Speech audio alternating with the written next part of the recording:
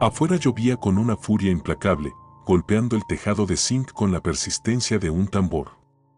Daniel siempre había dicho que la lluvia lo hacía sentir menos solo, que el rugido constante de la tormenta en el tejado llenaba el silencio que de otra manera lo consumiría. Era el sonido de la vida afuera, mientras su propia vida se desarrollaba en un tono bajo, solitario.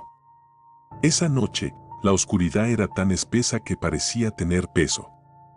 Estaba recostado en el sillón viejo de terciopelo gastado, la única fuente de luz era la televisión, que parpadeaba a intervalos azulados, proyectando sombras inciertas y alargadas sobre la habitación.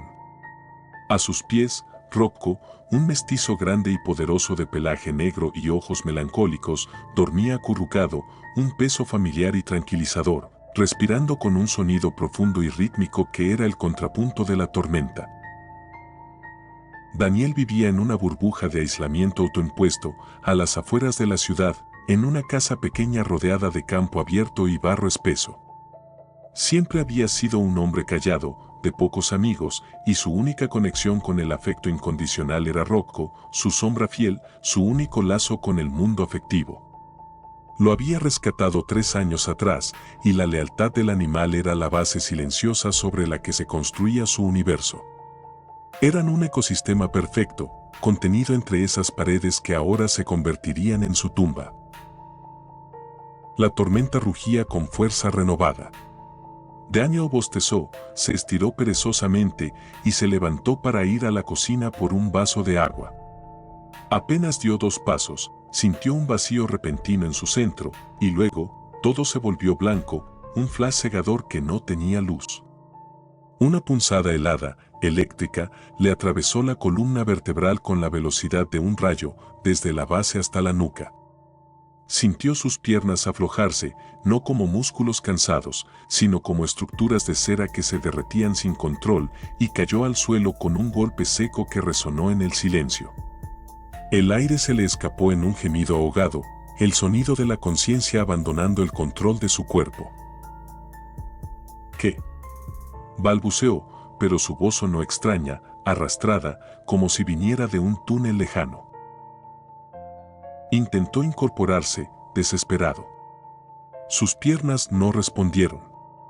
Eran inertes, bloques de mármol frío conectados a un torso que ya no daba órdenes.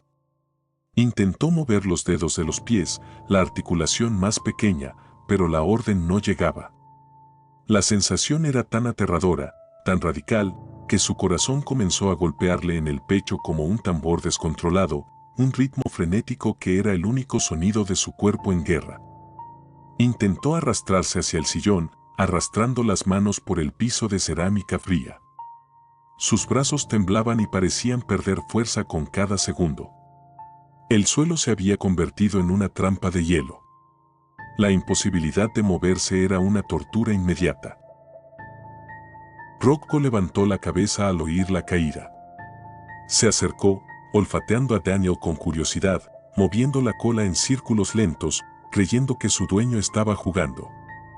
Le lamió la cara con afecto y gimió suavemente, queriendo que Daniel se levantara. «Rocco, ayuda», susurró Daniel, sintiendo el patetismo de su ruego. Quería el teléfono. Estaba en la mesita del living.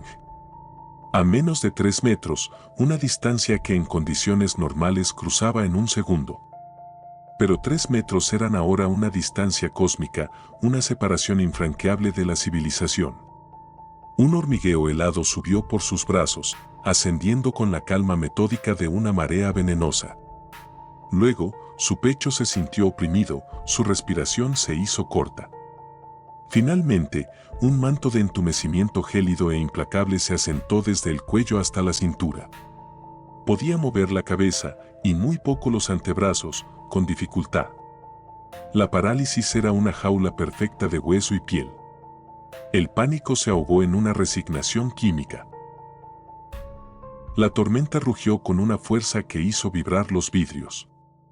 La electricidad falló con un chasquido seco. Hubo un apagón total. La habitación quedó en una oscuridad casi completa, rota solo por el débil resplandor de los relámpagos que entraban por la ventana. Rocco, nervioso, caminaba alrededor, olfateando el aire con ansiedad, gimiendo. Daniel respiró hondo, luchando contra la náusea del miedo. Tenía que mantener la calma. Eran las 21:14. Su única esperanza era el calendario. Alguien pasará por aquí mañana. Mi hermano quizás llame. Puedo sobrevivir una noche. Eso pensó, aferrándose al protocolo de supervivencia. Pero la casa, el clima y su cuerpo estaban conspirando contra él. La luz de la mañana se filtró por la ventana, débil y gris. Daniel apenas había dormido, el terror y el frío del suelo eran una constante. Su espalda estaba fría, rígida, el cuello dolía. El primer problema, el primer indicio del horror biológico, surgió rápido. Rocco tenía hambre. El perro no comía desde la tarde anterior. Se acercó a la cocina, volvió con su dueño y lloriqueaba, empujando su mano inmóvil con el hocico. Rocco, no puedo levantarme, no puedo, dijo Daniel, con voz quebrada por la deshidratación que ya empezaba a hacer mella. Intentó arrastrarse con los codos, desesperado por el agua, pero no tenía fuerza suficiente. Lo único que logró fue lastimarse el codo contra el piso de cerámica, abriéndose una herida superficial que pronto adquiriría un significado horrendo en la economía de la inanición. El hambre del perro pasó de la inquietud a una ansiedad febril. Su búsqueda de alimento se volvió frenética, un ruido constante de uñas rascando madera y narices olfateando. Iba y venía, buscaba en rincones, rascaba las puertas de la alacena. No encontraba nada.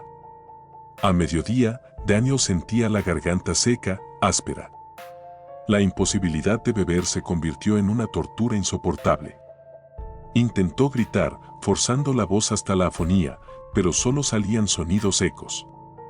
Sabía que nadie lo escucharía, su casa era el epicentro de su propia condena.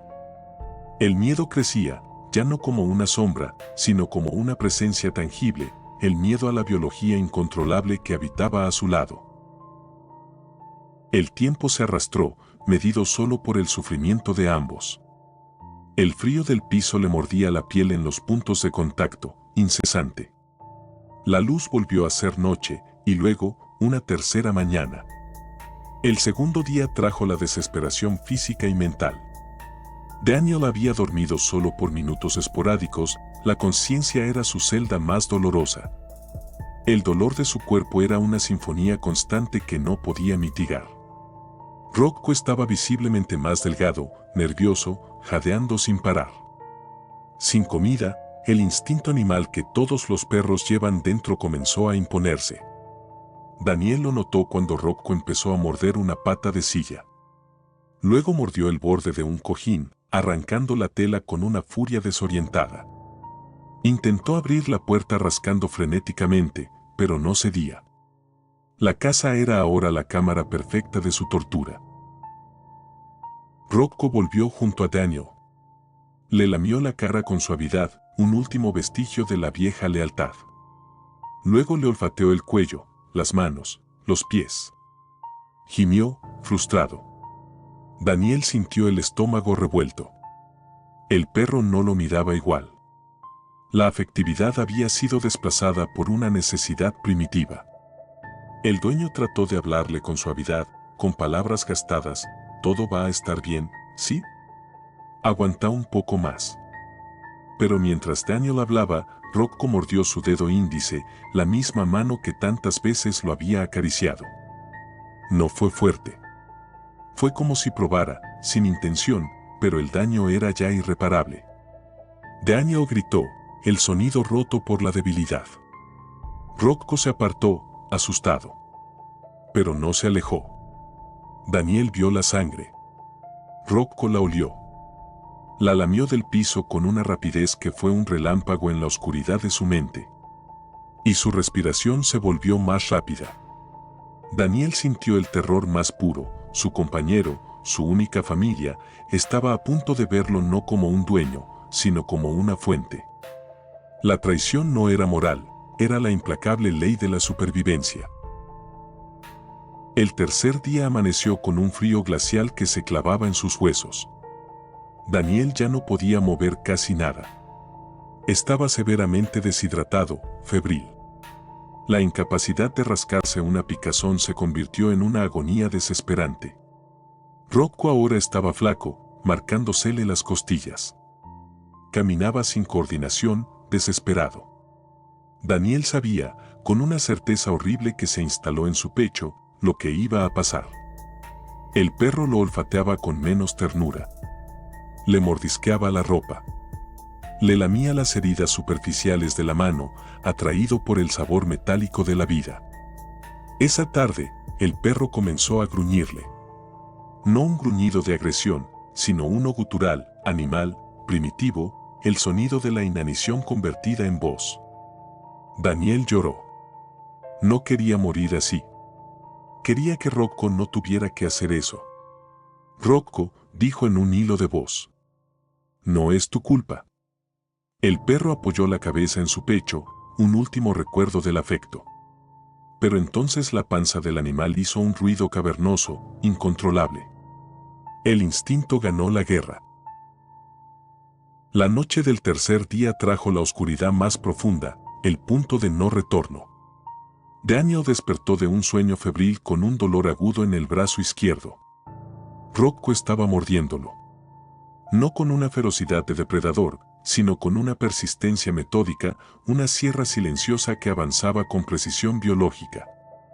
Daniel sintió la presión, el roce húmedo de los dientes contra su piel y el sabor agrio de la sangre en el aire. Gritó, y el perro retrocedió de golpe, asustado por su propia acción. Se quedó quieto a 1 metro. Pasaron minutos donde el silencio estaba cargado de tensión. Rocco dio un paso. Otro. Se acercó a la pierna inmóvil de Daniel, el miembro que la parálisis le había robado. La olfateó. La mordió, esta vez con más fuerza, buscando el tejido blando. Daniel gritó hasta casi desmayarse, un sonido seco y raspado que se perdía en la inmensidad de la casa vacía. El sonido más atroz era el silencio de Rocco mientras cumplía su mandato, el eco de la biología sin moral. El cuarto día trajo la resignación total. Rocco ya no era el mismo. Sus ojos estaban inyectados, la respiración rápida, los movimientos erráticos. La falta de comida lo había empujado a un estado primitivo. Daniel ya no tenía energía para gritar. Su cuerpo estaba frío, débil. Las mordidas habían desgarrado parte de su muslo, aunque él ya no podía sentir el dolor, la sensación de frialdad y entumecimiento era total. Lo veía solo como una sombra roja y húmeda en el borde de su visión. El perro seguía alimentándose, no con ferocidad, sino con una desesperación silenciosa, mecánica, como una máquina cumpliendo su función final. Daniel lloraba en silencio. Porque comprendía que no era crueldad, era la naturaleza, despojada de adornos. Era el destino más horrible, ser consumido por la única criatura que lo amaba. Las últimas horas de la tarde. Daniel ya no podía mantener los ojos abiertos. El mundo se desvanecía en tonos grises. Escuchó, como desde un sueño profundo, que Rocco se acercaba. Sintió su cabeza, ahora huesuda y temblorosa, apoyarse en su pecho, justo encima del corazón moribundo. Por un instante, fugaz y febril, creyó que el animal había vuelto a ser su compañero fiel, su sombra protectora. Lo último que sintió, antes de que la oscuridad final lo abrazara y lo liberara de su prisión biológica, fue el perro oliendo su cuello. La tensión en el cable finalmente se rompió. Y después, nada. 3 semanas después, un cartero notó que nadie retiraba la correspondencia. Llamó a la policía. Encontraron la puerta cerrada, hinchada por la humedad. Tuvieron que forzarla. El hedor a descomposición y el olor dulce de la fatalidad eran insoportables, la evidencia de una tragedia que se había desarrollado en la más absoluta soledad. En el living hallaron el cuerpo de Daniel, irreconocible en ciertas partes, consumido por la necesidad, rodeado de restos secos de sangre. Y junto a él, acostado, apoyando la cabeza sobre el costado del torso de Daniel como si aún lo cuidara hasta el final, hallaron a Rocco, muerto de inanición a pesar de todo lo que había intentado hacer para sobrevivir. Los agentes, curtidos en escenas terribles, dijeron que habían visto muchas cosas, pero nunca una relación tan trágica entre un humano y su perro. Uno de ellos comentó en voz baja, saliendo del horror, murió solo, en la peor de las soledades, y aún así el animal, en el fondo, nunca lo abandonó del todo. Murió a su lado, esperando. Nadie quiso quedarse a mirar más. La casa fue clausurada días después, sellando el horror en su interior. Y el silencio, un silencio mucho más denso y pesado que el de cualquier tormenta o grito, volvió a caer sobre el campo.